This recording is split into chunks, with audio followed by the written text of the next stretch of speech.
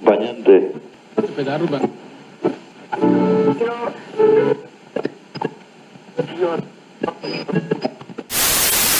0 horas, 0 minutos.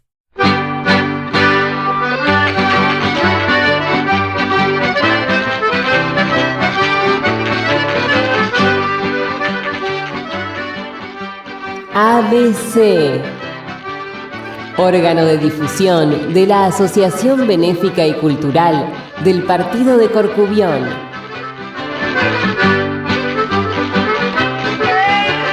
Idea y producción, Daniel Alejandro Pasos.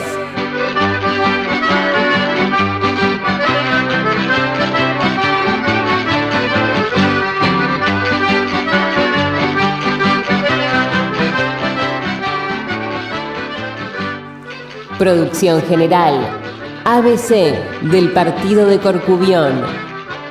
Buenos Aires, Argentina.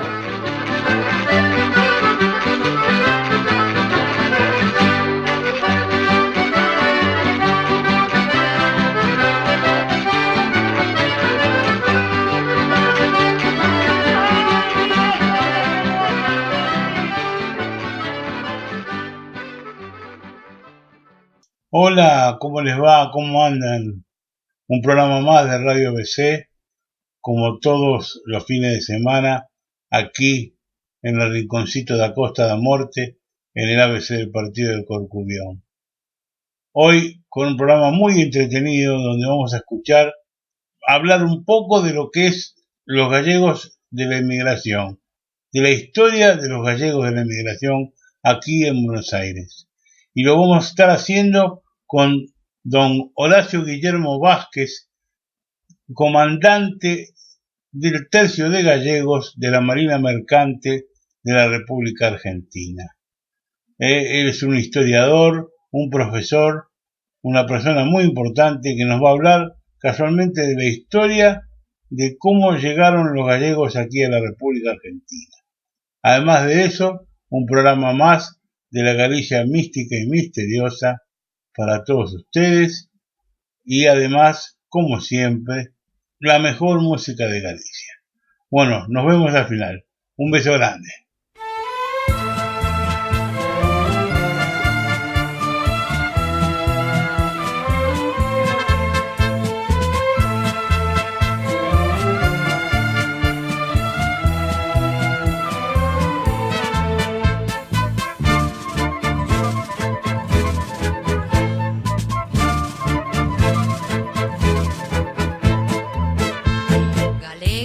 Estás tan longe das cousas que aquí te esperan. Canto a morriña che pese, si podes retorna a terra. Canto a morriña che pese, si podes retorna a terra.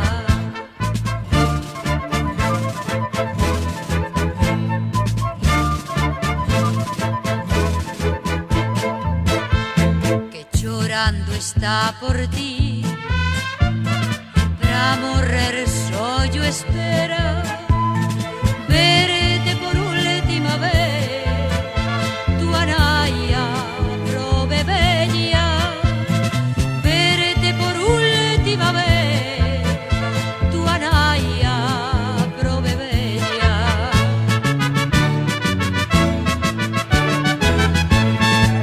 Golpe galego, xa, que aquí non viven si non estás.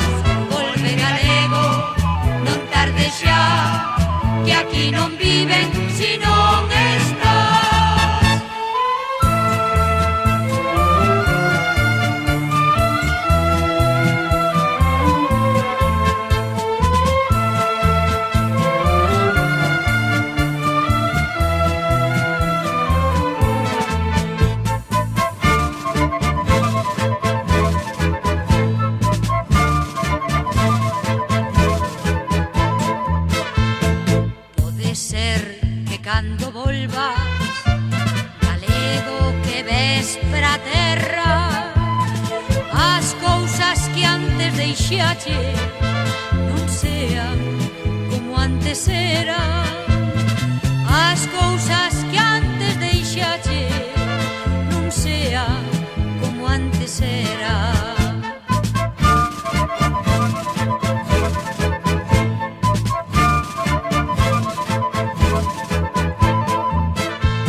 A vida cambia galego, a familia faise bella, pero ti volve galego, estas son cousas da terra. Pero ti volve galego, estas son cousas da terra.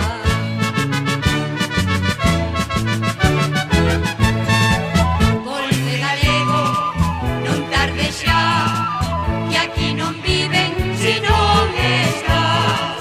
Volve galego, non tarde xa, que aquí non viven si non estás.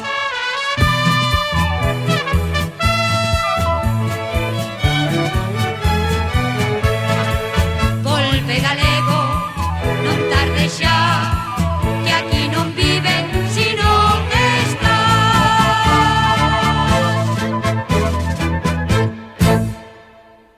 Buenos días, buenas tardes, buenas noches tengan todos ustedes. Un programa más de Radio ABC, este rinconcito da Costa da Morte en la República Argentina, de parte del ABC del Partido de Corcubión, que tanto nos quiere y que tanto se preocupa por la cultura, la nosa terra. Y hoy tenemos un programa en el cual vamos a hablar un poco de historia y vamos a hablar de la emigración específicamente. Y hablar de la emigración implica tratar de empezar a conocer quiénes fueron esos primeros gallegos que bajaron del barco aquí en la República Argentina, ¿no es cierto? Siempre estaba en la historia esa, mismo nuestro presidente dijo que los argentinos bajamos de los barcos, nunca se supo de quién fue la frase. Ya después le preguntaremos al invitado de quién es esa frase, seguramente él sabrá. Pero primero vamos a presentarlo. Estamos con el comandante del tercio de gallegos de la Escuela de Náutica de la Marina, el señor Horacio Guillermo Vázquez. ¿Cómo te va, Horacio? ¿Cómo andás? Hola Daniel, ¿cómo estás? Tanto tiempo, una alegría saludarte. Pero la verdad, yo muy contento por poder hacer esta entrevista, porque vos sabés que, aunque parezca una redundancia muchas veces, y siempre decimos por ahí estas frases casi hechas, para saber dónde vamos tenemos que saber de dónde venimos. Exacto. ¿No? Es una frase muy, si se quiere, repetida, pero fundamental en la vida, porque uno lleva la sangre de estos gallegos que llegaron a nuestro país, vaya a saber cuándo, y eso es lo que te vamos a preguntar. Pero antes de empezar con la parte de historia, primero quiero hablar con el Horacio Guillermo Vázquez humano y preguntarle de boca de Horacio Guillermo Vázquez, ¿quién es Horacio Guillermo Vázquez? ¿Quién soy? Bueno, yo soy un gallego nacido en Argentina, segunda generación de emigrantes, nieto de dos gallegos, Aurora y Romero María, que vinieron en 1912 en un buque, mi abuela, en un buque de bandera británica, el Scotland Pride, de bandera británica con 10 añitos. Y mi abuelo, todavía no pude saber en qué barco, pero también más o menos por esa época. Ella no sabía ni leer ni escribir, murió y solo había aprendido a leer y escribir su nombre, Aurora, y entonces bueno, un poco el hecho de que sus hijos y nietos y ahora sus bisnietos y tataranietos pudieran trabajar y estudiar, para nosotros era como una obligación marcada a sello, ¿no? A fuego. Y ella fue planchadora de el que luego fue diputado Alfredo Palacios. Así que esas fotos que se ven de don Alfredo Palacios levantando así la mano en el Congreso con sus cuellos duros, blancos, esos cuellos duros lo planchaba mi abuela. y mi abuelo fue motorman de los tranvías de la compañía hispano-argentina. Y bueno, yo estudié, mi papá tuvo el hijo de ellos, ya tuvo un oficio, como todos los hijos, todos tuvieron un oficio. Mi papá fue oficial de policía y yo soy oficial de la Marina Mercante. Y bueno, un poco siempre me quedó esa cuestión de lo que decías vos, ¿no? De nuestros orígenes, sobre todo para un marino. Para un marino es fundamental saber a dónde está y de dónde viene, para poder planificar a dónde va, ¿no? Qué rumbo tiene que tomar. El rumbo depende del lugar a donde estás y de dónde venís. Entonces, para mí eso fue siempre fundamental, y desde hace más o menos 30 años, en paralelo a mi profesión, vengo estudiando, investigando, publicando y divulgando todas aquellas cosas de nuestra historia que hasta hoy, por alguna causa que no sé, no viene al caso, pero por alguna causa curiosa, nunca se estudió, que fue, digamos, la trascendencia de la presencia española en general y gallega en particular en nuestra historia, ¿no? Y en esa historia, bueno, como veremos, el tercio de gallegos se lleva, digamos, la medalla de oro, ¿no? Exactamente, exactamente. Es interesante saber un poco de esta historia que nos pinta como parte de la patria, ¿no? Como parte de la patria Claro. grande, de saber exactamente por qué ese afincamiento de cantidad de gallegos que han venido a Buenos Aires. A la vaya muiña y de chantada.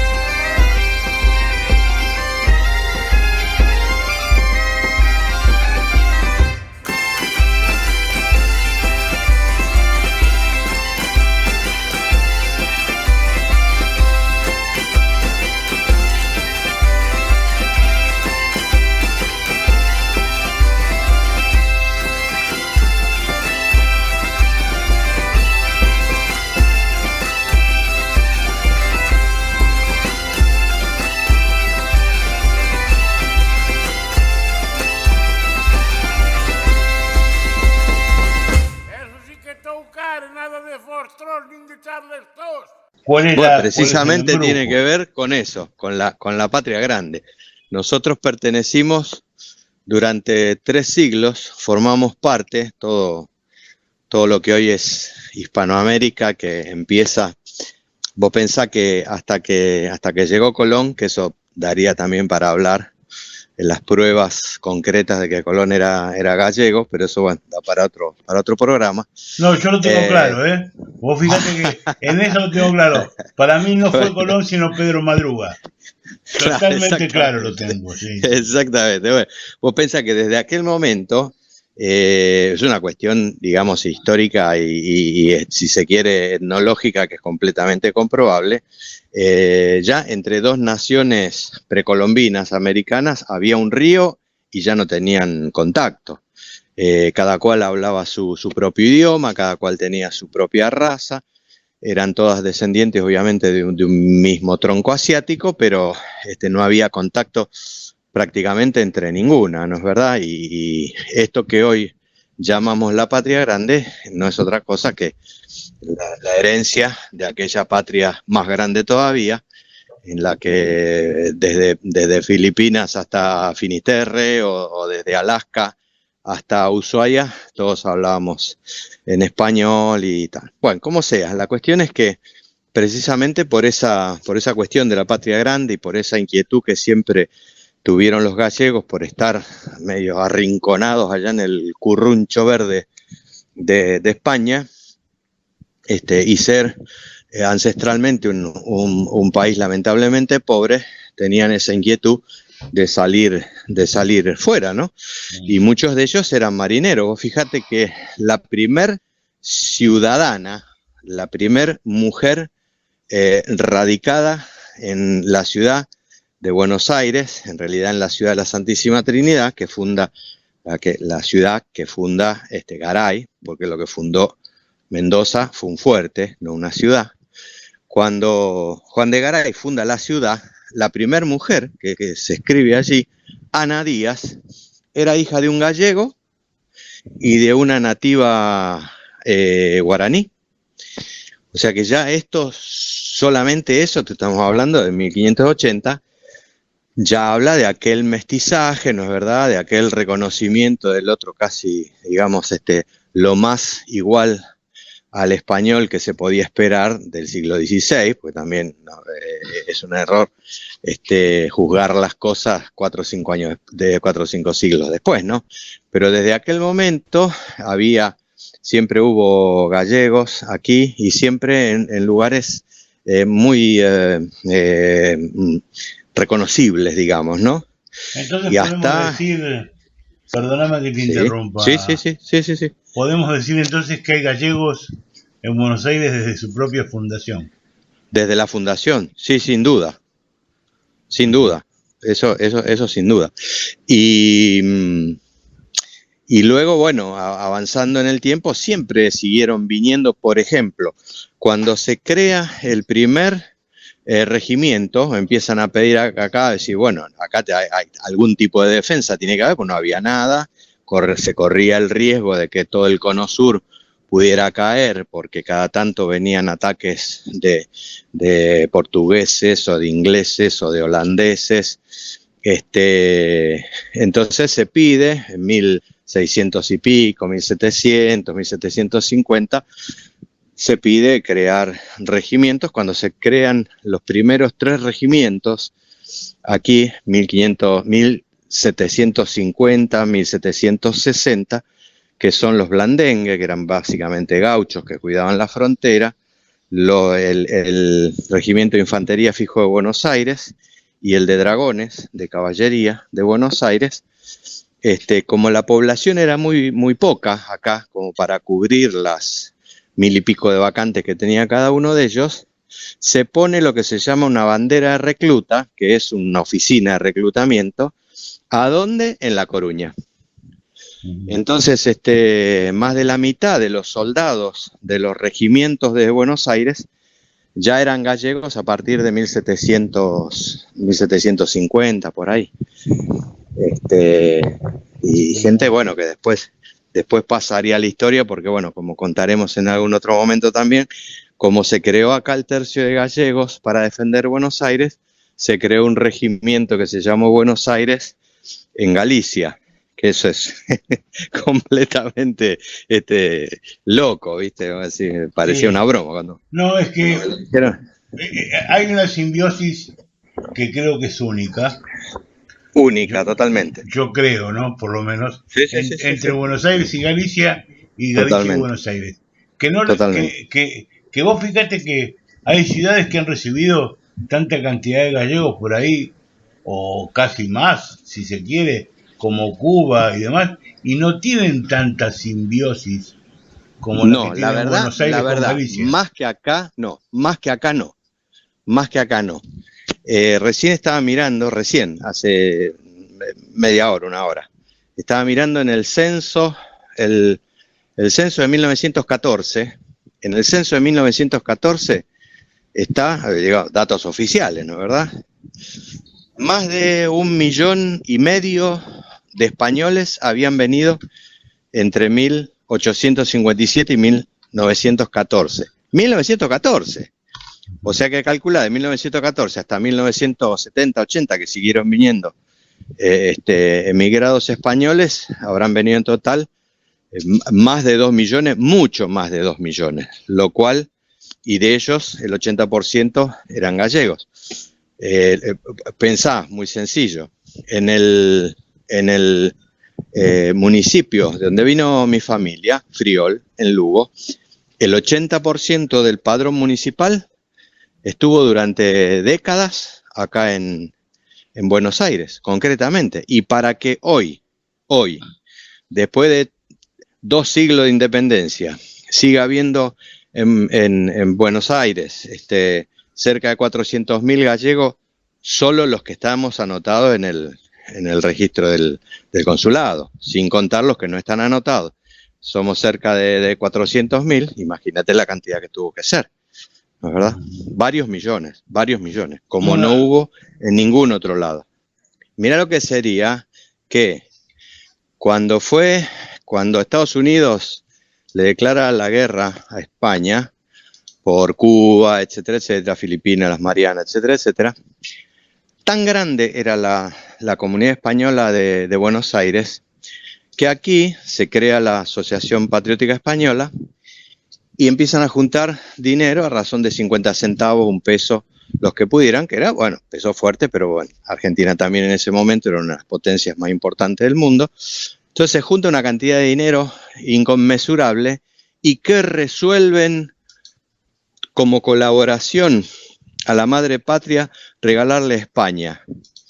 ¿Qué resuelven regalarle? Un barco. Mandaron a construir un crucero, un buque de guerra.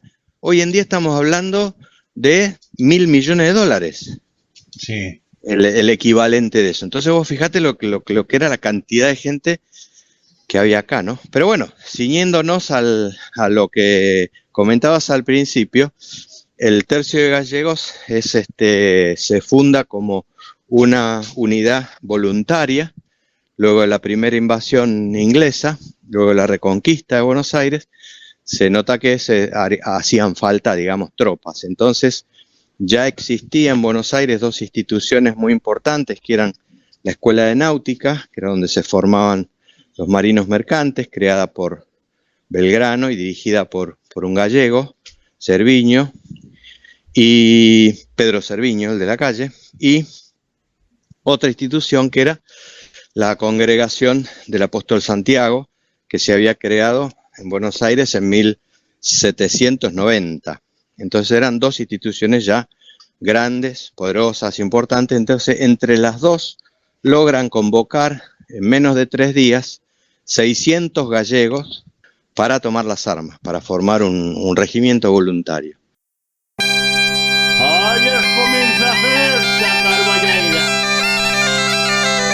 A ver, gente, arriba.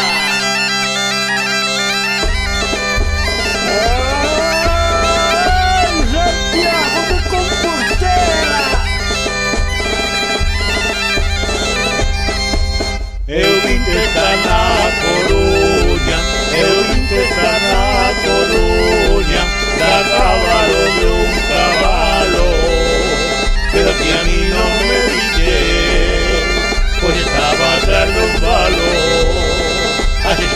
pajarinho que le daba pillos de comer.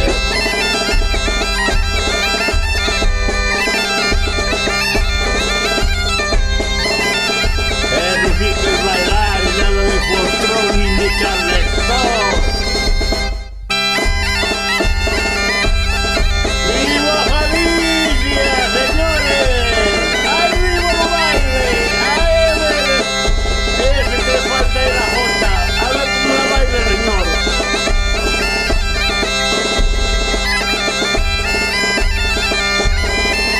¡Veña, veña!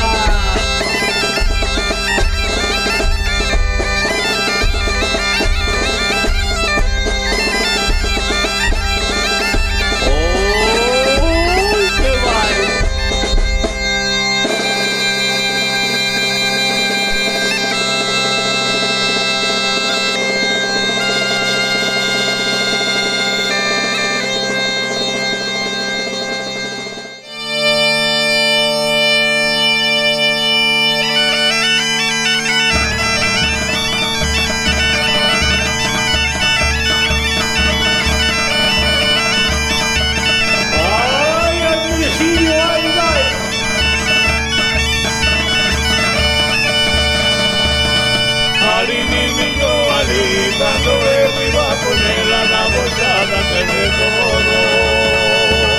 Ari mi niño, Ali, cuando Evo iba a ponerla la bolsada se recordó. Eu quise llegar un disco, por día, el más bello dijo todo. Eu quise llegar un disco, por día, el más bello dijo todo. Así son al coralelo, así son, así serán. A cabra tira promonte, eu tiro pra tu guaimán. Así son al coralelo, así son, así serán. A cabra tira promonte, eu tiro pra tu guaimán.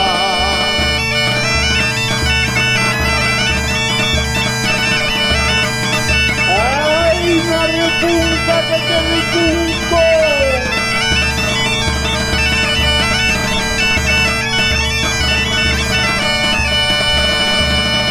A cebollada de noite, dijo yo meu compañeiro, non estamos pa Juan y René.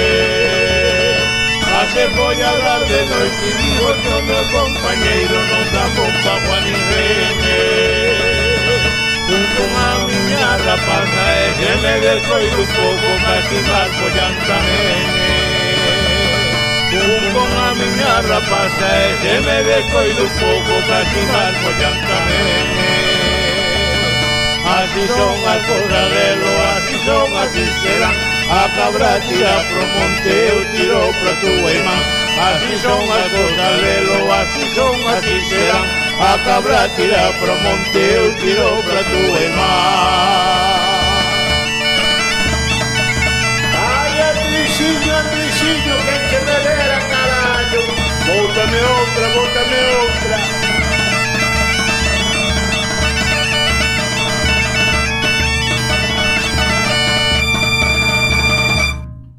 Y ahí lo eligen, que es una curiosidad, porque al comandante no lo elige, digamos, el general del ejército, en ese momento Liniers, que era el oficial de mayor jerarquía en Buenos Aires, sino que lo eligen por voto de los vecinos. Entonces, Cerviño fue el comandante.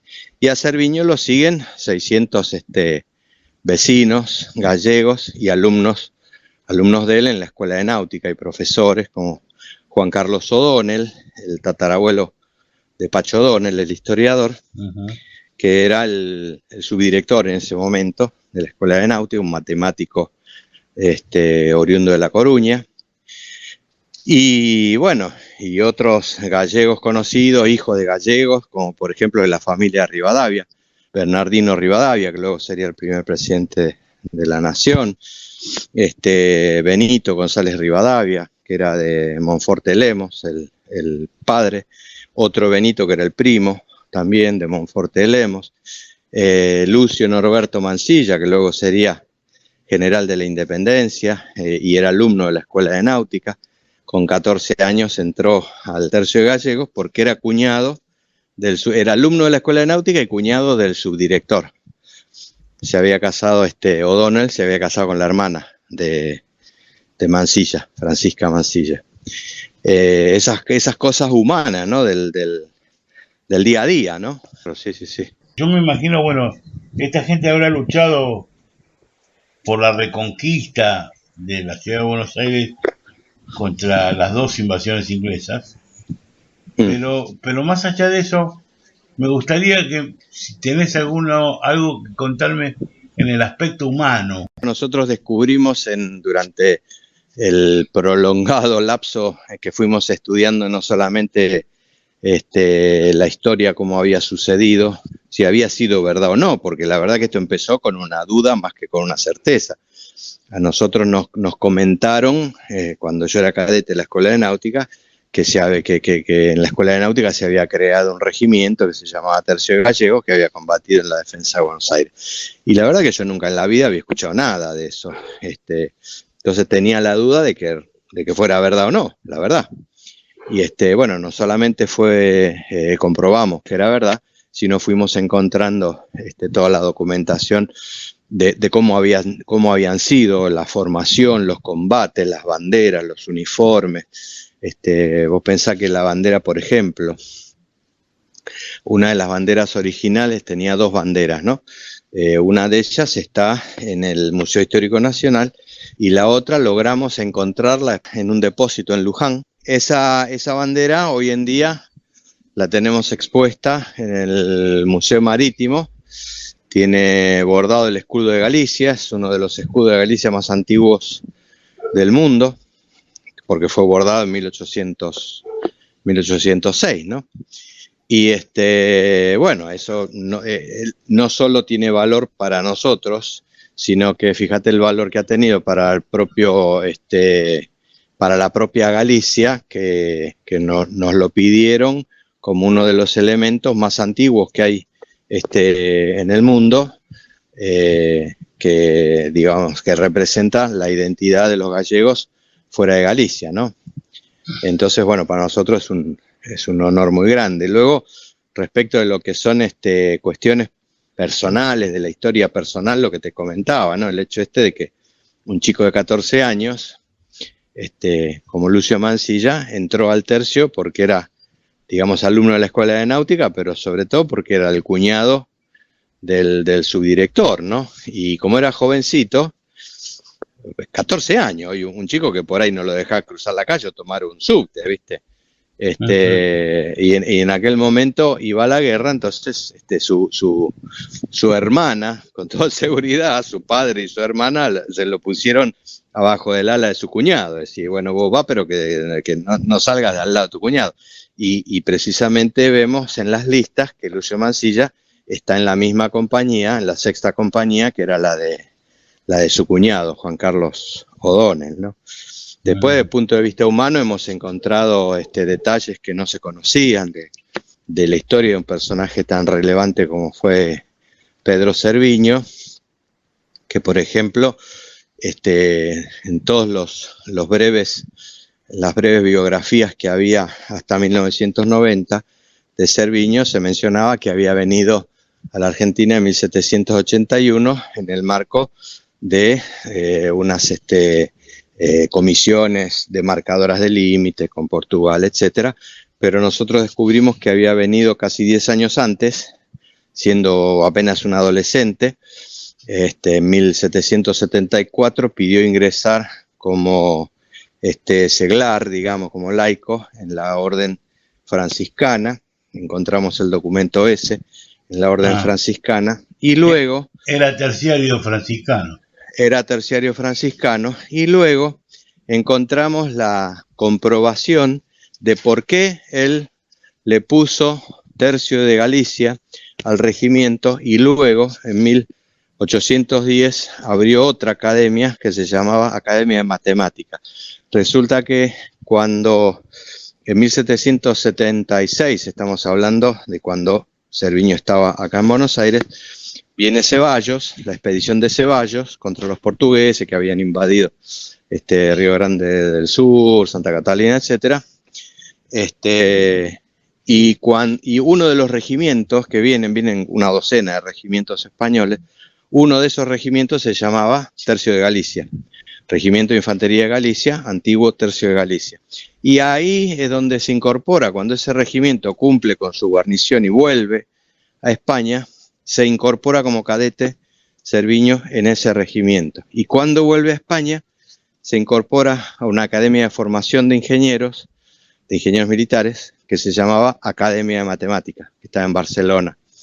Entonces ahí se forma como ingeniero y luego vuelve al Río de la Plata en 1781, ahora sí en la parte conocida, que es en su función de ingeniero militar, ¿no? Junto con Félix de Azara, que se le llama el Darwin español, un gran científico que también era ingeniero como Cerviño y se habían conocido, también había sido del Regimiento de Infantería de Galicia y se habían conocido en la Academia de Barcelona allí durante su formación. Entonces empiezan a atar, digamos, estos hilitos, ¿no?, de la historia, que son muy interesantes, parecen todos sueltos, pero en realidad cada hilito tiene está atado a otra cosa, ¿no? Yo me imagino esto, la concatenación de hechos y de las familias que fueron viniendo y llegando a la República Argentina, mismo la lucha intestina contra Pepe Botella y demás, que verdaderamente no forman ahí lo que es la independencia de España, sino más bien la independencia del bonapartismo, ¿no? Mira, un hecho que nosotros lamentablemente nunca lo terminamos de estudiar, porque bueno, vaya a saber a qué intereses convenía o dejaba de convenir, es el hecho de que en aquella época, la lealtad de la gente, de los soldados y del pueblo y de todo el mundo, no era con un país. La lealtad no era con una bandera, la lealtad era al rey. Más allá de que después nos guste o no nos guste, esté bien, esté mal, la monarquía, no sea monarca, esa es otra cuestión. Lo que la gente sentía en aquella época era lealtad al rey. Cuando Carlos IV y ¿cómo se llama? Y Fernando VII empiezan a pelearse entre ellos y entra en el medio Napoleón y toda la menezunda esa que hoy en día no la entendemos, mucho menos la entendían en aquel momento, acá se arma lo mismo que se arma en España. Decir, bueno, ¿a quién nos mantenemos leales? Al que es formalmente el rey, que es un Bonaparte, el hermano de Napoleón, José, o al que a nosotros querríamos que sea rey, que era Fernando. Entonces ahí se empiezan dos bandos que termina con una guerra que termina siendo de la independencia, pero no empieza siendo una guerra por la independencia. ¿Dónde se mete Inglaterra en el medio? Porque terminó siendo la única beneficiada de toda esta cuestión, terminó siendo Inglaterra. Otra vez, nos guste o no nos guste, te viene, esté mal. Lo que pasó fue eso. Claro, y bueno, y ahí en el medio, gente que se mantuvo leal al rey y gente que optó por algo nuevo, ¿no? Nos separamos, o sea, no somos más leales al rey, básicamente. Y ahí hace pie y mete la uña el Imperio Británico, que era el mayor beneficiario de todo esto, el que quería esto desde siempre y nunca pudo. Entonces no pudo por la fuerza, entonces bueno, fue tentando gente, fue haciendo esas que se llamaban en aquel momento sociedades secretas, luego llamadas masónicas, en las que nunca se supo cuál era el objetivo ni se sabrá nunca, más allá de que hoy denuncien tal o cual objetivo, nunca se sabe, nunca se supo cuál fue. Pero bueno, que en definitiva fue lo que sí quedó perfectamente claro es que cuando finalmente se toma el puerto del Callao, con San Martín y Bolívar por tierra y el almirante británico Cochrane por el mar, toda la plata de Potosí que durante 300 años fue para España para financiar todo lo que fue el desarrollo de América, todos los caminos, las ciudades, las universidades, los hospitales, las escuelas, etcétera, pasó a ir todo para Inglaterra y que no financiaba nada más. Un hecho concreto, a partir de aquel momento, la libra británica pasa a llamarse pound, que en inglés significa peso.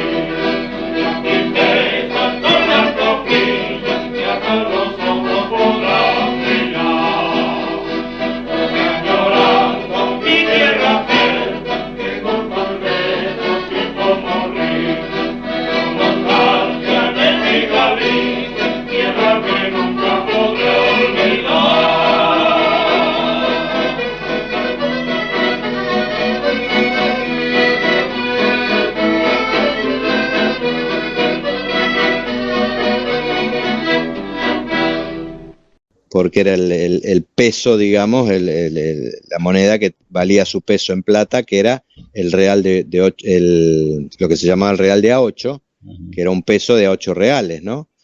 Y Estados Unidos le pone dólar, como se le decía también al peso, se lo llamaba indistintamente peso o dólar, y los dos palitos con la S, esa que forma la palabra peso, eran las dos columnas de Hércules, con la bandita que decía plus ultra. Claro. O sea, de la moneda del peso de 8 reales. O sea, bueno, cosas que no se conocen, que tienen que formar parte de la historia, digamos, irreversible, pero bueno, es importante conocerlo, ¿no? Horacio, desasname un poco. Yo sé que el apellido San Martín es un apellido muy gallego. De hecho, hubo un montón de gallegos. San Martín, sí. Así que fueron San Martín. La familia del general San Martín, el padre, ¿no era gallego? No. No, ellos, no me acuerdo ahora bien, yo, digamos, el centro de mi estudio, no llega hasta la época de San Martín, ¿no? Pero creo que ellos eran de Palencia, si no me equivoco, toda la familia fue de Palencia, se mantuvo en Palencia y sigue en Palencia. El único San Martín, una curiosidad de San Martín, según sus documentos, era español, porque nació en una parte de España, hijo de 2 españoles nativos, era peruano, porque en sus documentos él nació en 1777, y si bien el virreinato del Río de la Plata se crea unos meses antes, entra en vigor administrativamente recién cuando se conoce esa orden, que fue después de 1777. Entonces, en rigor, en los documentos de San Martín, dice que nació en Perú, en el Virreinato del Perú. Y era paraguayo también, porque donde nació, que era un importante, hoy es un pequeñito pueblo, pero cuando nació San Martín, Yapeyú era la tercera ciudad más importante de toda esta zona. Después de Buenos Aires, que tenía 40.000 habitantes, y Montevideo, que tenía 15.000, venía Yapeyú, que tenía 5.000. Y después de ahí, todas las demás, Santa Fe, San Nicolás, Tucumán, Córdoba, todas tenían menos que Yapeyú. Yapeyú era digamos, una ciudad muy importante que estaba en la gobernación de Paraguay. O sea que San Martín nació español, paraguayo y peruano, pero no argentino. Una curiosidad, ¿no? Sí. Y sin embargo fue el libertador número 1. Horacio, hablame un poquito de la cofradía de Nuestro Señor Santiago. Bueno, la Congregación Nacional se llamaba, mirá qué nombre, ¿no? Congregación Nacional del Apóstol Santiago de Buenos Aires se crea en 1789 y se aprueba en 1790. Es la tercera en fundarse, después de la de Santiago, naturalmente, y de Madrid, después de la de Madrid y de la de México. La de México se había fundado en 1768 y la de Madrid en 1741. Y hoy en día, bueno, es internacional, hay prácticamente por 50 países del mundo, pero la tercera fue la de Buenos Aires. Y era tan importante, los fundadores fueron 150 y pico, 156 si no me equivoco, y bueno, personajes del mayor relieve, como el padre de Bernardino Rivadavia, ¿no? Un abogado, don Benito, que era de Monforte de Lemos, como habíamos dicho, Cerviño, naturalmente, bueno, sacerdotes, etcétera, etcétera. Gente de mucho, por ejemplo, estaba uno de los que luego se llamaba Fernández de Castro, José Fernández de Castro, que luego fue uno Bernardo Pampillo, que fueron fundadores del Banco Provincia. Cuando se funda el Banco Provincia de Buenos Aires en 1821, que era un banco privado, con capitales aportados por privados, digamos, ¿no? Dos de los fundadores eran de la Congregación del Apóstol, eran gallegos, de la Congregación del Apóstol Santiago y del Tercio de Gallegos. Gente, bueno, de fortuna, ¿no? Habían hecho una pequeña fortuna aquí. Y esta congregación manda a construir a Galicia al más célebre escultor que tuvo la historia del arte gallego, que se llamó José Ferreiro. Mandó a construir dos imágenes del apóstol, una de las cuales es una réplica exacta de la que estuvo hasta hace muy poquito, hasta la última remodelación que se hizo en la Catedral de Santiago, en Compostela, que estaba en el lateral que va hacia la Plaza de las Azabacherías, un apóstol Santiago sobre el caballo, ¿no? Que se le nota al caballo los ojos muy abiertos, como que está asustado, ¿viste? Una réplica exacta de ese, que también está sobre el frontispicio del Palacio de Rajoy, que también hay un apóstol Santiago. Ese mismo artista es el que hizo las obras de acá de Buenos Aires. Y otra de las réplicas que fue destruida cuando la quema de las iglesias en 1955 acá en Buenos Aires, se destruyó una de esas que estaba en San Ignacio. Volvieron a hacer una réplica, pero bueno, el original fue quemado en aquellos actos vandálicos. Y en ese mismo atrio, que todavía está en San Ignacio, es el atrio del Evangelio, a la derecha del altar. Está ese atrio tiene en la parte de arriba el escudo de Galicia más antiguo del mundo fuera de Galicia, que se hizo en 1790 y tiene una curiosidad, viste que el fondo del escudo de Galicia es azul. Acá, en este escudo, el fondo es rojo, que es una de las características de los escudos de Galicia del siglo XVI o una cosa así, ¿no? Me explicaba un conocedor del tema. Muy bien.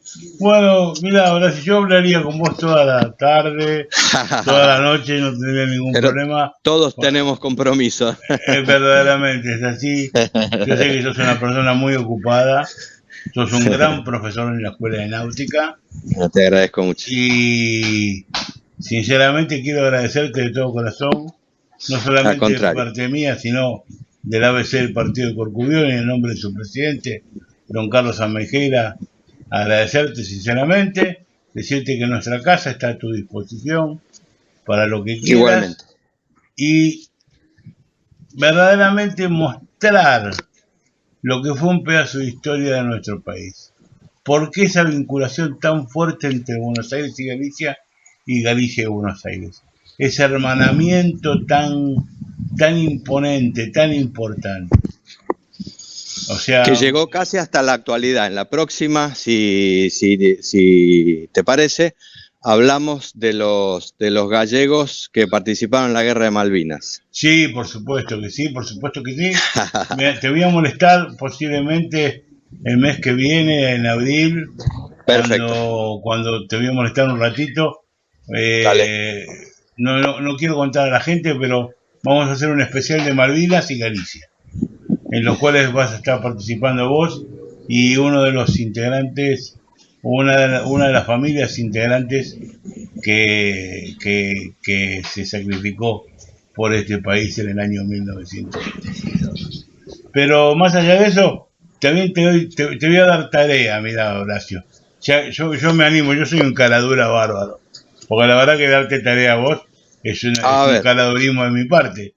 Pero la historia de San Pedro Telmo es muy importante también, y también fue fundada en el primer barrio que tuvo Buenos Aires, que fue San Telmo. Patrono de Tui. Patrono de Tui. Y también hay una historia muy larga con respecto a San Pedro Telmo acá en Argentina. Sería interesante que vos pudieras de alguna manera conseguir alguna información con respecto a eso. Bueno, veremos lo que podemos hacer, porque San Pedro Telmo fue el patrono desde 1799, fue el patrono de nuestra escuela. Exactamente. La escuela náutica, así que bueno. Bueno, algo podremos hablar. Más a mi razón todavía. Buenísimo. Bueno, te mando un abrazo y te agradezco mucho. Igualmente, ¿sabes? Al contrario, el agradecido soy yo. Te mando un abrazo fuerte. Quedamos en contacto, Daniel. Hasta luego, gracias. Chao, chao. Chao, chao.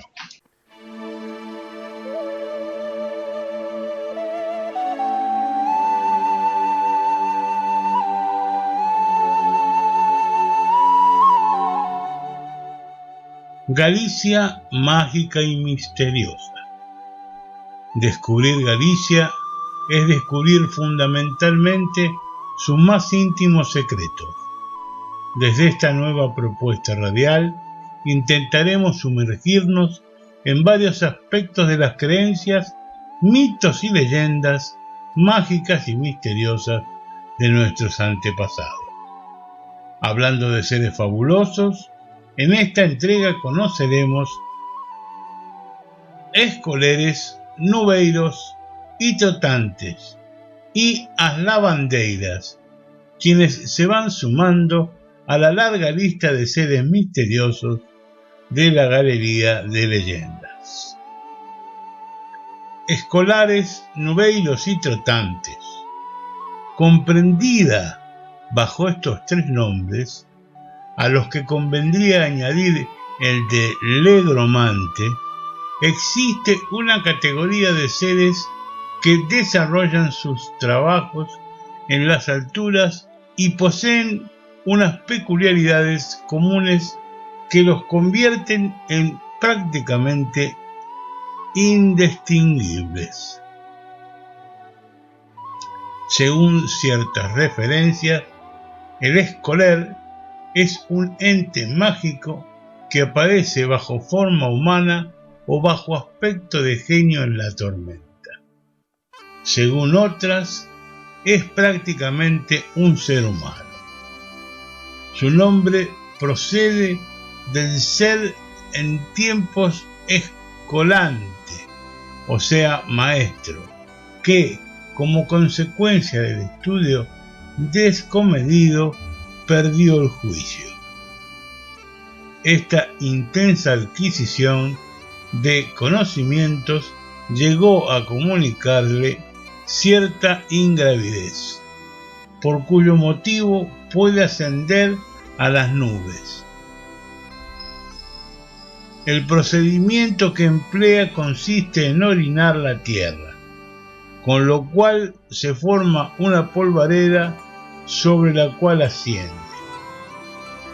Parece condición indispensable para que se produzca esta ascensión que el escoler se halle desnudo, motivo por el cual es infrecuente que deje sus ropas en el lugar que procedió a elevarse, lo cual lo hace vulnerable, ya que una de las formas de combatirlo es esparcir sus ropas. Otro modo que utiliza para ascender, aun cuando no se conoce de manera precisa la estrategia seguida, consiste en la formación de una nube de humo, de la cual solo se sabe que la produce aprovechando los huecos dejados en el suelo de los topos. En ocasiones se juntan varios escoleres con la intención de arrojar granizo sobre las tierras de la urbe, que, como es natural, resultan fuertemente dañadas. El nubeiro implica la explicación, desde el punto de vista mitológico, del fenómeno de la tormenta, emparentado con el demonio y con las brujas. Eladio Rodríguez lo define como una suerte de duende o espíritu maligno, habitante de los aires, a quien el imaginario gallego atribuye el poder de producir la tormenta y dirigir los rayos. Nubeiros y nubeiras consiguen lo que las tempestades descarguen sobre los lugares por ellos escogidos. Se supone que el nubeiro tiene ocultas las nubes de las cumbres de la montaña, poseyendo la capacidad de desplazarlas por las alturas. Estos entes poseen la apariencia de seres monstruosos y mal conformados, considerándose que, como las meigas o los brujos, pueden llegar a ser causantes del mal de ojo. Aun cuando parece que se alcanza la categoría de nubeiros, partiendo de la condición humana, queda por definir cuál es la causa que lleva a la transformación. Una hipótesis apunta al hecho de que el cambio es producido, como en tantas otras tradiciones gallegas, por una maldición. Otras suponen que se trata de una variedad de plaga y otras aún que el estatus de nubeiro es privilegiado y supone una suerte de prerrogativa en la ejecución del mal. Estos seres pueden ahuyentarse mediante el replicar de campanas a la hora del mediodía. También resulta útil la presencia de un cura que, mediante rezos y fórmulas mágicas, consigue rechazar al nubeiro hasta las cumbres de los montes más áridos.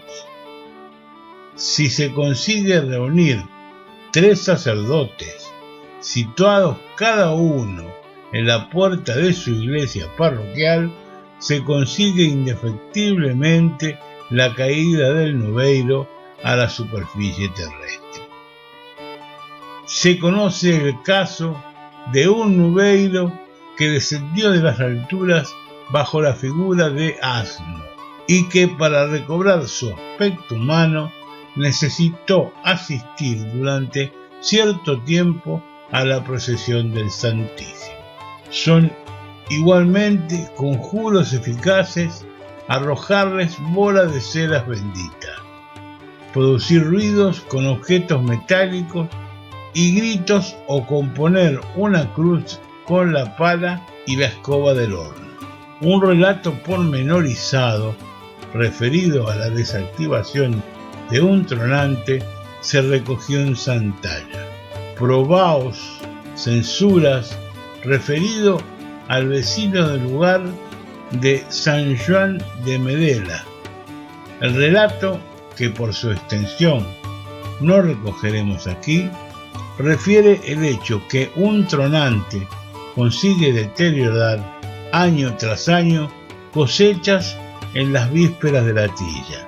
El conjuro consigue hacerlo caer a tierra bajo forma de un primate gigantesco que resultó muerto por los golpes de los parroquianos. A veces ocurre que los tronantes son humanos que llevan, por así decirlo, una doble vida.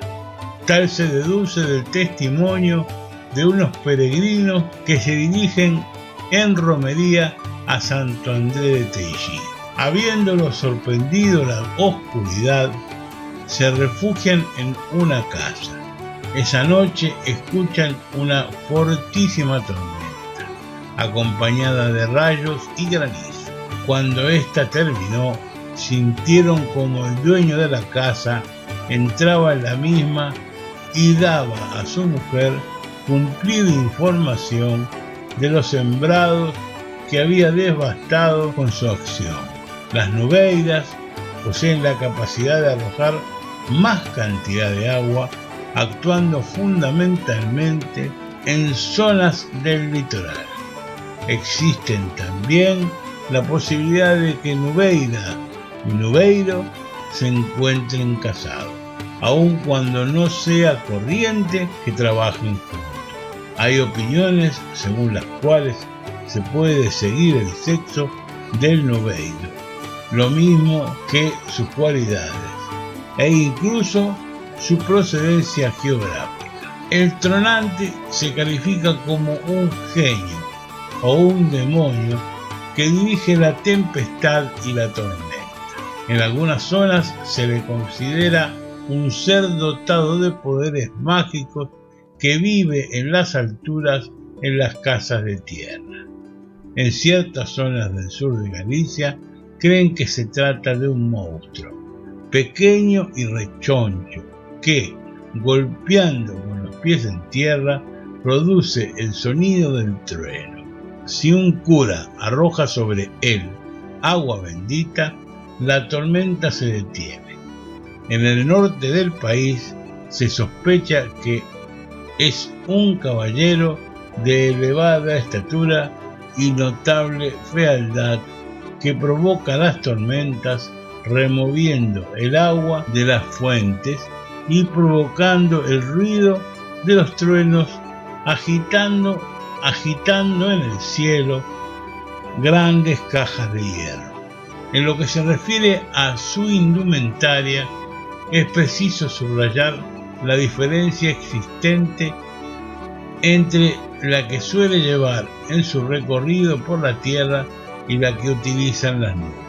En el primer caso, presenta aspecto de mendigo o lisiado, con ropas desarrapadas. En el segundo caso, se le ve con sombrero de copa y capa. En ciertos lugares se cree que el tronante es ajeno al país, ya que habla español y vive fuera de Galicia. Las lavandeiras son mujeres que viven en manantiales de Galicia y que aparecen envueltas por un aura misteriosa. En Bretaña, las lavanderas nocturnas están emparentadas con las brujas. Estas lavanderas bretonas, cuando lavan, piden a los transeúntes que le ayuden a torcer la ropa. Si la persona lo hace en el mismo sentido que ellas, esto será indicio de futuros malos. Estos aspectos que asocian las lavanderas con fuerzas malignas permanecieron, si bien de forma diluida, en canciones tradicionales gallegas, en las que caminantes nocturnos muestran su recelo al pasar. En la noche, junto a las mujeres que lavan, a las que se le identifica como mujeres que lavan con el diablo, sin que queden ausentes ciertas alusiones al acto sexual. De manera más explícita, recoge un relato de la isla de On, la relación entre brujería y acto de lavar por la noche. Según la narración, un hombre vuelve a su casa después de acompañar a unas jóvenes. Al pasar junto a la orilla de un río, observa a 3 mujeres lavando, lo cual provoca en él cierto desasosiego, que le lleva a preguntar el motivo por el que es necesario lavar de noche. En ese momento, una de las 3 mujeres lo agarra y lo lanza al interior de un zarzal, de donde lo recogen al día siguiente totalmente arañado. Tal vez debido al miedo que infunden las lavandeiras, también el ave llamada lavandeira goza de cierto respeto entre las gentes del país. En la próxima entrega de Galicia Mágica y Misteriosa, los mouros y las mouras serán los protagonistas principales de una nueva creencia popular gallega.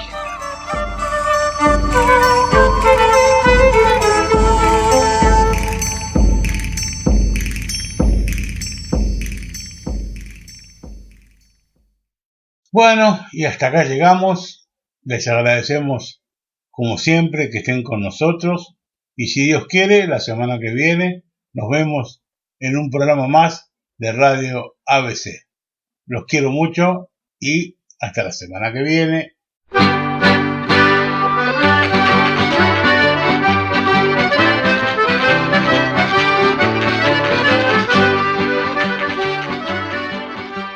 ABC, órgano de difusión de la Asociación Benéfica y Cultural del Partido de Corcubión.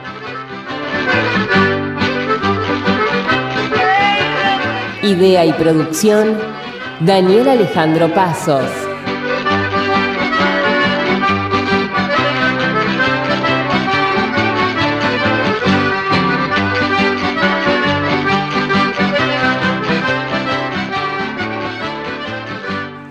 Producción general, ABC del Partido de Corcubión. Buenos Aires, Argentina.